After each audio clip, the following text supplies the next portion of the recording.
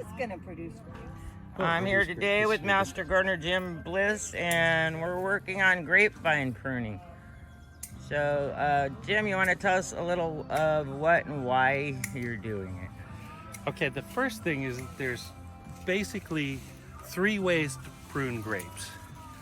The first is these are all Thompsons and seedless varieties and stuff like that, and Zinfandel. And those take what's called a whip prune.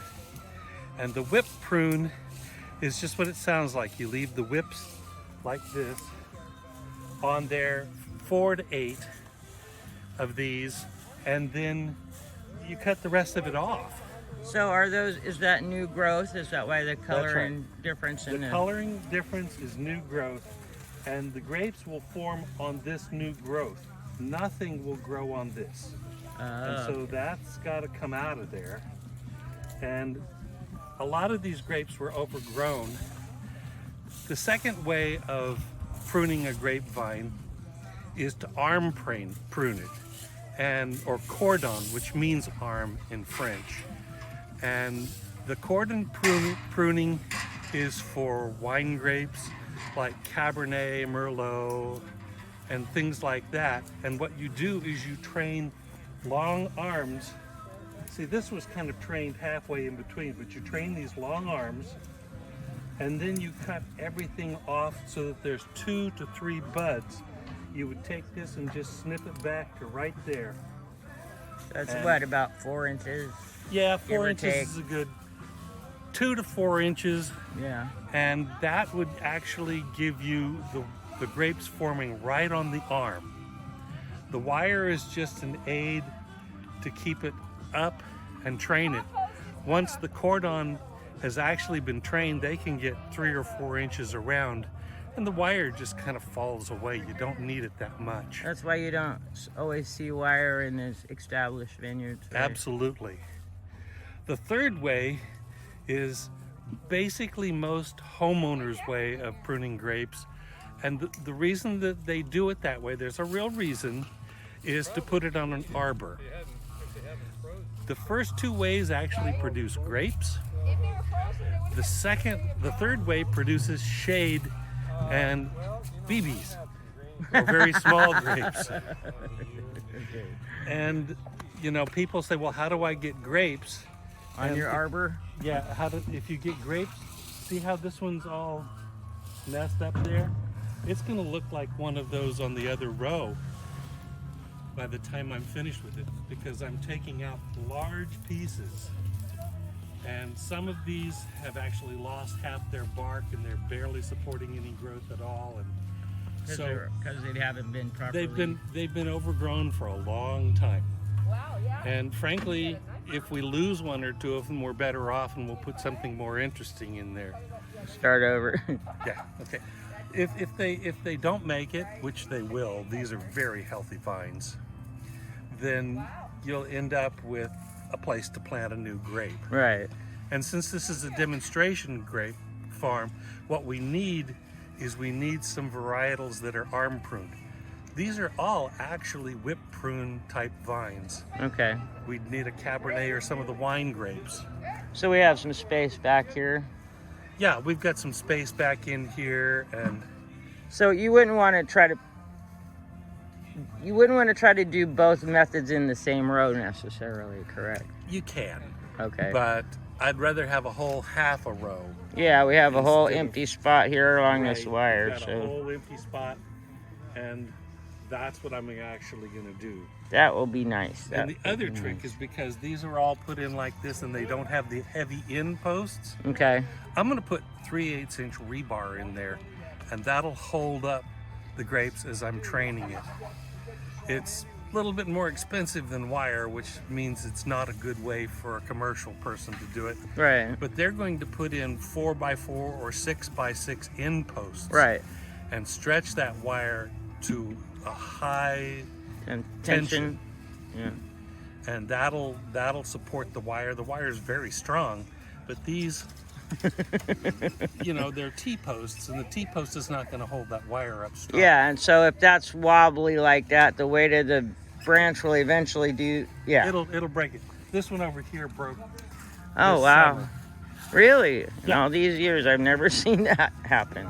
But it's because these were so heavy on it. I've already taken one of the major branches out of here, and I'm about to take some more. Okay. For example, where it's split down here, I'm going to take this one out Oh, okay. completely and just bring one Main one? main one up and try over the next 2 years to get it to form a head here that produces big whips. Oh, a head kind of like, well, what was I trying A to... head kind of like this was? that's a head, that's right. Okay. And you can see all the whips that came out of it. Yeah, And the only reason I'm not leaving that one is because it's so low. right. You want your Yeah. it up there And higher. then I can take this and tie it back here. Right. And it'll give the other vines some space. I'm supposing this is probably not real. Oh, it's probably better than the T-post, huh? Well, it's 6 of one, half a dozen of the other. These rot off at the base after many years, Right, redwood or not. right. And most of the ones that are put into a commercial vineyard, if you see wood, they're treated. Right. So, Okay. but you know, that's essentially what you're looking at. Whip prune, arm pruned, or shade. So let's say, so what? Once you've got that first row tied like you wanted it. Right. So next year when you come back, are you going to try to? There'll probably be new whips, probably, right? There will be all sorts of new whips. And then you just have to make a decision as to what. I prune out all of the old woods. Oh, all of okay. these will get pruned out. Because that'll be the Every old one of wood. them. And the only thing that'll be left is new whips and that central area. So you only get fruit on your new whips. You only get fruit on the new whips. Kind of like berries only get fruit on the. That's exactly Yeah. the same. Okay. And like berries, if you drive down the road, you see, you know, these huge berry patches. Grapes do the same thing. Their preferred way of reproducing is actually to touch the ground and start a new vine, like this. Oh, okay. And farmers use that in a non-grafted vineyard. You use that, and it's called layering. Okay. You just dig a hole there, put this in, Let it root. and then bend it up like that and bring it right up there with this in the ground. Then you end up with a whole nother. Yeah. Oh, And in that's about neat. 3 years, you just cut the one connecting it. How cool is that? And then you have the same kind of grape. You have the same kind of grape. In fact, most of your seedless, well, all of your seedless grapes, because they're seedless, are clones. That makes sense. And they have to be taken either from a cutting, which would be just a piece of this. Yeah, you need a new whip to get a cutting, though, right? You need a new whip to get a cutting. Because all that old wood probably wouldn't even begin to root, right? It would not, no. Okay. So basically, I like the way that it looks really nice, cleaned up. So this is going to be fun to see. Yeah, it will be a real project, and I'm sure that somebody's going to come in and cover their eyes because They're gonna look go, like "Ah!" I butchered it. Yeah. But the thing about it is remember one thing. A grapevine is a weed. And if you drive down into the river valleys up here in the mountains with the wild grapes, Yeah. you'll see 1 or 2 grapevines that have taken over an acre. Wow. They can actually pull down a tree. Oh, yeah, I've seen them up high in Oh, the yeah. oak trees in the creek Sure. beds. That's the ultimate steak. And they're gonna go, I'm going for the sunshine. And then you're going to have grapes 30 feet in here. Well, actually, no, you won't. No? Those wild grapes almost never produce viable grapes. They produce the BBs. So maybe some of the, like Sullivan Creek, where it runs by Sullivan Creek School, kind of ish. Right. And when my son was a kid there, we were walking through there and we actually saw some with grapes. So those would have Right. been newer. That would have been on this light colored wood. So And they might have grown, Yeah. I mean, they might have spread there and it would have been a pretty new growth Sure. then. All plants have 2 basic urges. They want to either fruit or they want to vegetate. And somebody who's growing prize flowers and stuff like that, even something like a dahlia, you have to cut it back to get big flowers. Right. If you let it do a lot of vegetation, it's not going to produce good flowers. And grapes are worse because if they have a lot of vegetation, then they're not going to produce anything but those little BBs, which is just a little covering and a seed. Which, do you think the birds eat those? Oh yeah. Oh. Birds eat everything, and then they fly, and then they make new grapevines. And that's how you end up with an acre of grapes that way too, then, Well, probably. actually, mostly those big patches Yeah. are 1 or 2 vines that have just been touch there the ground. that touch the ground. Wow. Because that's the preferred way of growing grapes. In a commercial vineyard, for Thompson's, which is what I know a lot about, Mm-hmm. you actually run along in the summer and you cut the canes away from the ground about 1 foot high. That makes sense. And that allows the air to get in there, and you won't have powdery mildew. Which is probably another good reason to do such a drastic cut. That's too. right. You get a lot of mildew, and I've seen the mildew on the leaves with these. The covering produces a humid area, and the mildew just loves it. So, what was my question gonna be? I lost it. Oh, are there any sprays that you put on during the winter that for thrips or anything like that? Not in the winter, No. for the most part. Grapes are mildew and then caterpillar. Right. I mean, something like a grape leaf skeletonizer, which is a kind of a purple, yellow, and Little thing? well, about 1 inch long. Right. But they will actually take a leaf out, spread out, eat everything that's edible, and leave the skeleton. Wow. And I've seen whole vineyards that have just been taken over and Wow. ruined. So you don't necessarily have to spray in general, then, is what it sounds you like. treat it, the one thing you do is you sulfur for the mildew. Oh, okay. And that you pretty much have to do in a commercial vineyard. So do you do that in the spring, or do you do that in You do the... it all summer long. Oh, okay. And if it rains, you have to wait for it to dry and then get out there fast, because Okay. you've got a lot of humidity under the Right. vines and stuff like that. So it's kind of one of those things that you have to take care of it. Now, if you're just going to eat them yourselves, you need to leave it alone and because there's tons of beneficial insects that love grapes. Okay. I mean, there's all sorts of little biting insects that will just take out your aphids, and Do they all take sorts care of of other thrips and bugs. stuff too? yeah, they will. I know we had one year where these were so overgrown that we basically had a tunnel walking down the middle of them. Yeah. And every time you touched it, you heard like the Rust. jumping of a million Right. little bugs. Well, you just created the environment. That's That they homeowner love. pruning for an arbor. Ah, And okay. I probably sooner or later are going to build an arbor for myself, but I'm not going to try to get it. And what I'll do is, Are you going to use grapes? Oh yeah. Not wisteria. Well, there's a thought. It depends on what my wife decides. Let's be honest. Oh, well, of course that would be the option. And so it's one of the kinds of things that you have to realize that this is what you're doing with it. And if you're out for grapes, then you really need to prune it every year, and you need to prune it more than you want. So are you pruning, is January usually, depending on your elevation, obviously? Right. So like higher up, you're going to probably have to wait till March or something like that, right? Well, Maybe above 2,000? As soon as the leaves are gone, you can prune. Oh, really? Yeah, as soon as the leaves are gone, So you can December or whatever you want. prune. Yeah, up higher, but here you still had green growth in December. Right. Because we're lower down here. And we in haven't had Sonora much itself. for weather. My berries still haven't lost their leaves. Right, So, of course, we prune the berries as we go along, right. leave the new growth. But So there isn't necessarily a dedicated time. I would say late January, February. Okay. You really want to get it done by the end of February, especially here, because once you have bud break, You don't want to be pruning. well, if you cut this cane right here Mm-hmm. in late February, it will just drip. And I've actually seen them where there's almost a stream of water coming Really? out, because they're sucking up so much from the soil and getting ready to grow. And grapes are one of the fastest growing things that you ever want to see.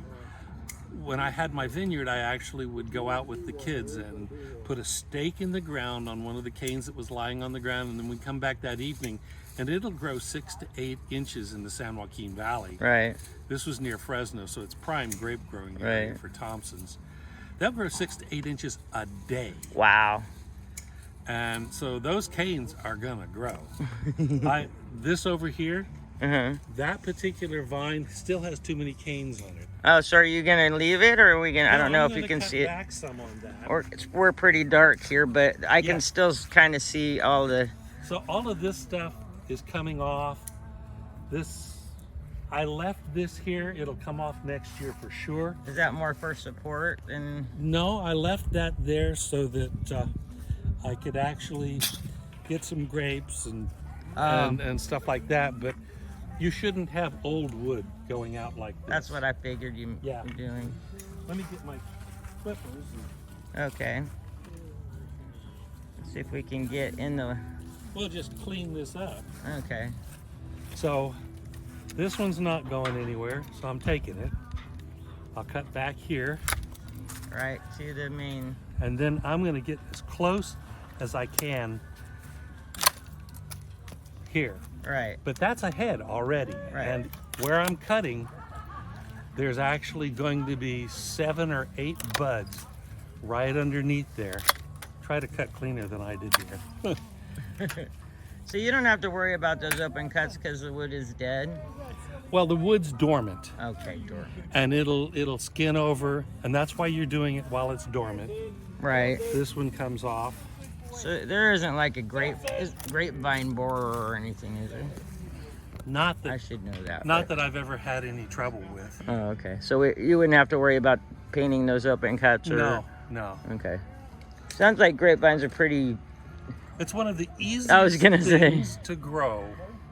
And the one thing you do need to remember is that in America, just broadly, right, when you're planting wine type of grapes, what you have to do is you have to get one that is grafted. You'll have to buy the plant. These are not grafts. Really? These are all clones. Oh, okay. And so you can just actually take them and stick a stick in the ground, make sure it's right way up. When I cut here. Oh, when you cut the whip off? Sure. You put it in your elbow, you stick your finger out, and that end is up. Mm-hmm. So you want that sticking up? Yeah. So you could just plant that cut, even though it's got a cut at both ends, and that sucker's gonna grow up. If you're actually propagating them, I did 5,000 one year. And you bury them upside down in sand, leave them all winter. Okay. And then when you dig them up in the spring, they'll have all these little roots all over them. Okay. And some white leaves and stuff like that. They've been buried upside down.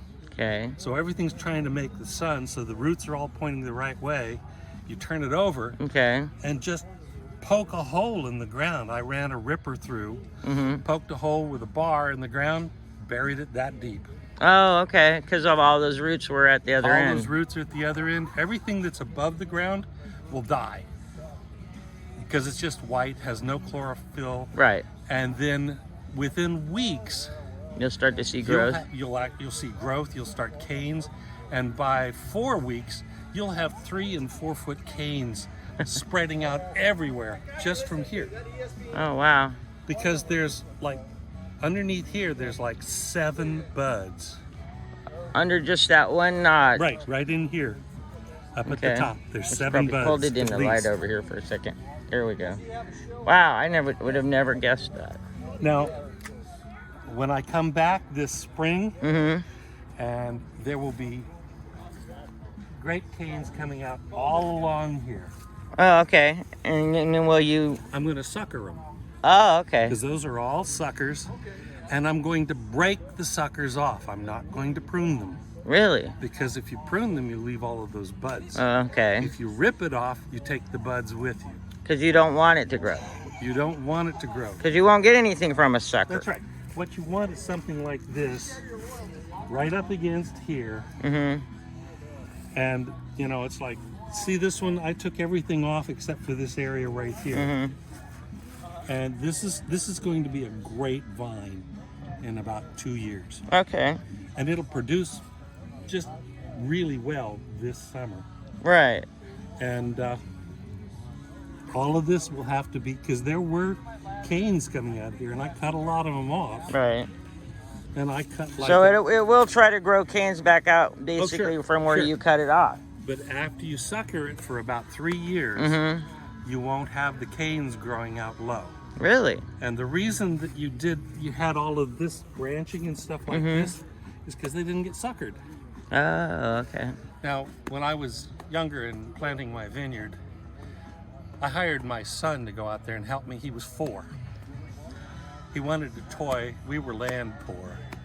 And so specific toy. So here's Christopher out there in the vineyard. He worked out there with me for about 4 hours. I gave him 25 cents a vine, which was the going rate. By the end of 4 hours, I was crawling on my hands and knees from vine to vine, just broken. And he was skipping merrily down the vine rows because he was only this tall. And he would come in here and just rip everything off. That was much fun. Yeah. And I don't know, I think he made about $12 or $15. That's why he was skipping along. Oh, he was thrilled. It's like, help Dad get up now. Yeah, really. But me, I was not doing so well. Okay. Farm labor is hard work. Yes. And doing a few when you had vines that many grapevines. Right. Doing a few like this, it's not bad. I had 10 acres. I had well over 5,000 right. vines. I could see why that would be. Yeah. So, and then, you know, homeowner, master gardener types, they don't have to worry so much. There's diseases that grapes get. The worst is called tractor blight. And it's what happens when you take your mind off of what you're doing and you swerve into the grapevines. Oops. And just cut it right off at the ground with your disc. Ooh. Well, when I did that, I got 2 vines in one swipe. Ooh. There was nothing above ground. And I went out there 3 weeks later to start seeing if I could layer down, and they were already up and had 3-foot canes on them. Vines are amazingly resilient. So it sounds like it's a really basically simple crop for the home gardener. It's a very simple crop.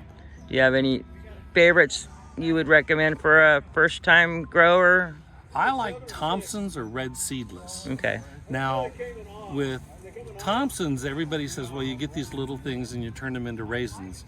You can dry red seedless or Thompson's. I know, I had some off of mine last year here. One of the things as a homeowner that you can do is if you've got a couple of bunches on this cane, just cut it off right there. Yeah. Along about middle of September or October, let them dry on the vine. Yeah, that's why I had some sun-warmed dried raisins last year off the vine over here. And a lot of people are actually cutting their vines commercially and letting them dry on the vine now. Australia, that's basically the way it's done. That was how Sun-Made Raisins, if I recall, used to claim that they did theirs. Well, I grew for Sun-Made. You did? Yes.